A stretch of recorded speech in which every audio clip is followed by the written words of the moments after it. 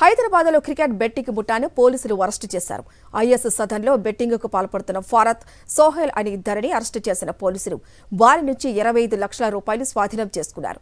Bharat South Africa T20 world cup final మ్యాచ్పై betting నిర్వహించినట్లు గుర్తించిన పోలీసులు ఈ ముఠాతో సంబంధం ఉన్న వారి కోసం గాలిస్తున్నారు.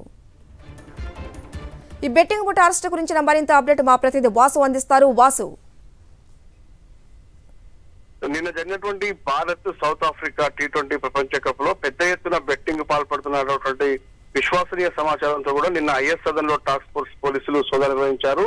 క్రికెట్ బెట్టింగ్ కు పాల్పడుతున్నటువంటి ముఠాను పట్టుకోవడం జరిగింది. అయితే ఇందులో ఇద్దరు వ్యక్తులు ప్రధానంగా ఎవరైతే ఫరత్, సోహెల్ నుండి 25 లక్షల రూపాయలతో పాటు బెట్టింగ్ పాల్పడుతున్నటువంటి ల్యాప్టాప్, కొన్ని మొబైల్ ఫోన్స్ కూడా సీజ్ చేశారు. అయితే ఈ వరల్డ్ కప్ మొత్తానికి వీళ్ళంతా కూడా పెద్ద ఎత్తున చాలా బెట్టింగ్ నిర్వహిస్తున్నట్టుగా సమాచారం అంతా ఉంది. 25 లక్షల రూపాయలు నగదు దొరికిందంటే దాదాపు ఈ వరల్డ్ కప్ లో కొన్ని కోట్ల రూపాయలు వీళ్ళు బెట్టింగ్ పాల్పడ్డారు. కేవలం వీళ్ళిద్దరైనా, వీళ్ళ వెనుక ఉన్నటువంటి ప్రధాన భూకీలు ఎవరన్న అంశానికి సంబంధించి అయితే దర్యాప్తు చేస్తున్నారు. ప్రస్తుతానికైతే వీళ్ళిద్దరిని అదుపులోకి జరిగింది. వాళ్ళతో మినీ ఎక్స్చేంజ్ అంటే ఏదైతే బెట్టింగ్ పాల్పడతారో ఎంతమంది ఫంటర్స్ వీళ్ళ దగ్గర బెట్టింగ్ చేస్తా ఉన్నారు.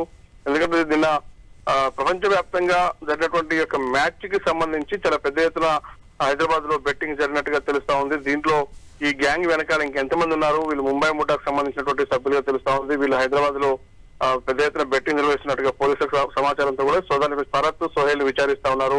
మెయిన్ బుకీలు ఎక్కడ ఉన్నారు, ఎంతమంది ఫంటర్స్, ఎన్ని కోట్ల రూపాయల పెట్టుబడి చేసిన అంశానికి సంబంధించి ప్రస్తుత పోలీసులు దర్యాప్తు చేస్తున్నారు.